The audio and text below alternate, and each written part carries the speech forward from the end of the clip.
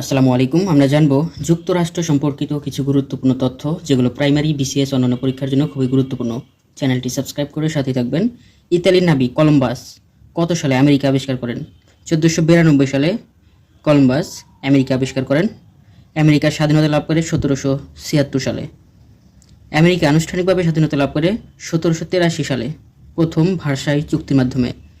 স্বাধীনতা লাভ করে 1776 সালে, কিন্তু আনুষ্ঠানিকভাবে স্বাধীনতা লাভ করে 1783 সালে। কোন চুক্তির মাধ্যমে আমেরিকা ব্রিটেনের কাছ থেকে স্বাধীনতা লাভ করে? প্রথম ভার্সাই চুক্তি 1783। ভার্সাই চুক্তির মাধ্যমে আমেরিকা ব্রিটেনের কাছ থেকে স্বাধীনতা লাভ করে। যুক্তরাষ্ট্র ও ব্রিটেনের মধ্যে স্বাক্ষরিত ঐতিহাসিক স্বাধীনতা চুক্তিটি কী নামে পরিচিত?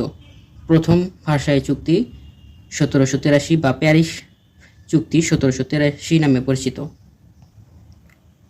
ভিডিওটি ভালো লাগলে অবশ্যই একটি লাইক দিবেন। যারা ফেসবুক থেকে দেখছেন ফেসবুক পেজটি ফলো দিবেন। যুক্তরাষ্ট্রের সংবিধান প্রণয়ন করা হয় 1789 সালে। পৃথিবীর সবচেয়ে ছোট সংবিধান যুক্তরাষ্ট্রের, মাত্র 7টি অনুচ্ছেদ রয়েছে, কিন্তু পৃথিবীর সবচেয়ে বড় সংবিধান হচ্ছে ভারতের।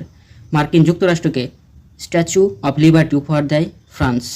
ফ্রান্স কবে মার্কিন যুক্তরাষ্ট্রকে স্ট্যাচু অফ লিবার্টি উপহার দেয়? 1886 সালে, কিন্তু আমেরিকার স্বাধীনতা লাভ করে 1776 সালে।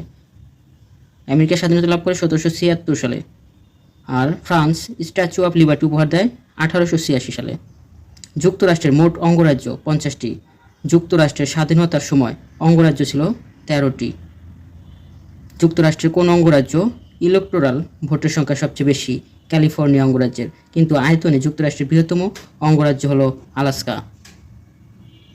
ক্যালিফোর্নিয়াতে ইলেকটোরাল ভোটের সংখ্যা সবচেয়ে বেশি, কিন্তু আয়তনে সবচেয়ে বৃহত্তম অঙ্গরাজ্য হচ্ছে আলাস্কা অঙ্গরাজ্য।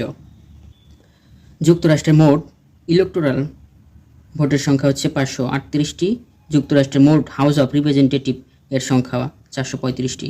যুক্তরাষ্ট্রের সিনেটের আসন সংখ্যা 100টি। প্রতিটি অঙ্গরাজ্যে 2টি করে সিনেটর থাকে। যুক্তরাষ্ট্রের আইনসভার নাম হচ্ছে কংগ্রেস।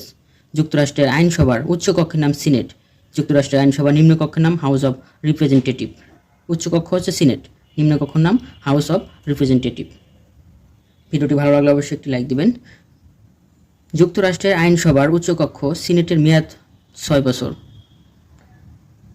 সিনেটের মেয়াদ হচ্ছে 6 বছর। যুক্তরাষ্ট্রের আইনসভার নিম্নকক্ষ হাউস অফ রিপ্রেজেন্টেটিভের মেয়াদ হচ্ছে 2 বছর করে। মনে রাখা টেকনিক: উচ্চকক্ষের মেয়াদ বেশি, নিম্নকক্ষের মেয়াদ কম। উচ্চকক্ষ 6 বছর, নিম্নকক্ষ হচ্ছে 2 বছরের মেয়াদ। যুক্তরাষ্ট্রের কংগ্রেস ভবনের নাম ক্যাপিটাল হিল। যুক্তরাষ্ট্রের প্রেসিডেন্টের মেয়াদ 4 বছর করে।